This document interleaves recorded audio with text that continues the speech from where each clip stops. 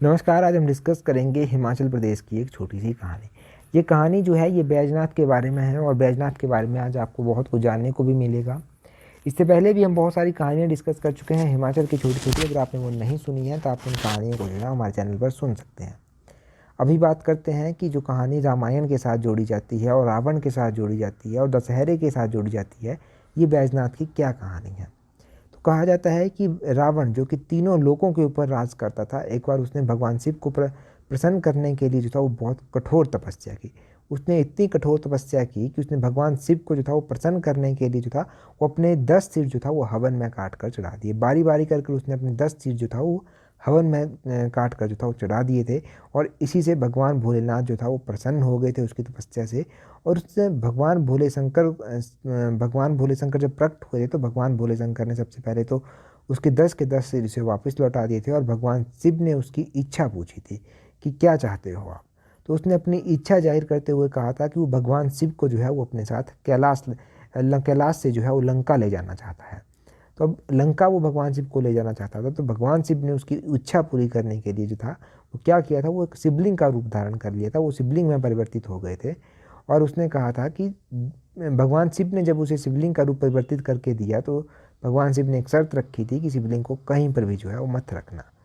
परंतु जो था जब रावण जा रहा था तो रास्ते में जाते जाते जो था वो रावण को जो था वो लघुशंका का संकट आन पड़ा।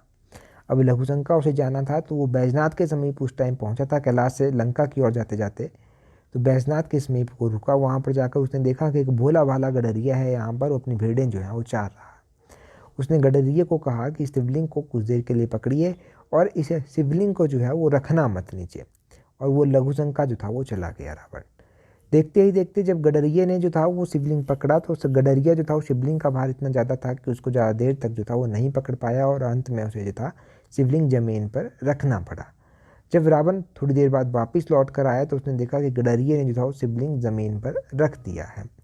और उसे उठाने जब रावण लगा तो रावण उसे जो था वो उठा नहीं पाया। रावण इतना ताकतवर था, रावण इतना बलवान था, परंतु फिर भी उसके लाख प्रयत्न करने के बाद जो था वो उस शिवलिंग को जो था वहाँ से नहीं उठा पाया। फिर रावण को अंत में चलकर समझ आया, उसे भगवान शिव की महिमा जो था वो समझ आ गई। तो वहीं पर जो था वो मंदिर का निर्माण फिर बाद में चलकर करवा दिया गया था। ये मंदिर जो है वो भगवान शिव को डेडिकेटेड है और यहाँ पर जो है बहुत लोग जो है दूर दूर से घूमने आते हैं। हर साल यहाँ पर शिवरात्रि का मेला जो है वो काफ़ी धूमधाम से मनाया जाता है। और दशहरे के बारे में भी कहा जाता है कि दशहरा जो है यहाँ पर नहीं मनाया जाता। दशहरा यहाँ पर क्यों नहीं मनाया जाता इसके बारे में भी जो है वो क्या कहा जाता है कि अगर यहाँ पर दशहरा मनाया जाए तो भगवान शिव जो हैं वो नाराज़ हो जाते हैं। क्योंकि रावण के ही कारण जो था यहाँ पर भगवान शिव का ये मंदिर स्थापित किया गया था। और इसीलिए जो है यहाँ पर अब दशहरा जो है वो नहीं मनाया जाता। यहाँ पर रावण का दहन जो है वो आज भी नहीं किया जाता है और ये मान्यता जो है वो आज भी यहाँ पर चलकर प्रचलित है। वैसे शिवलिंग के बारे में जो साइंटिफिक स्टोरी है उसके बारे में भी हम फिर डिस्कस करेंगे अगले आने वाले पार्ट में। तब तक के लिए मुझे उम्मीद है कि ये बैजनाथ की छोटी सी इंटरेस्टिंग सी कहानी जो है आपको अच्छी लगी होगी। इस तरह की और भी बहुत अच्छी अच्छी कहानियाँ हैं जिनको आप इस चैनल पर चलकर जो है वो सुन सकते हैं। तब तक के लिए धन्यवाद।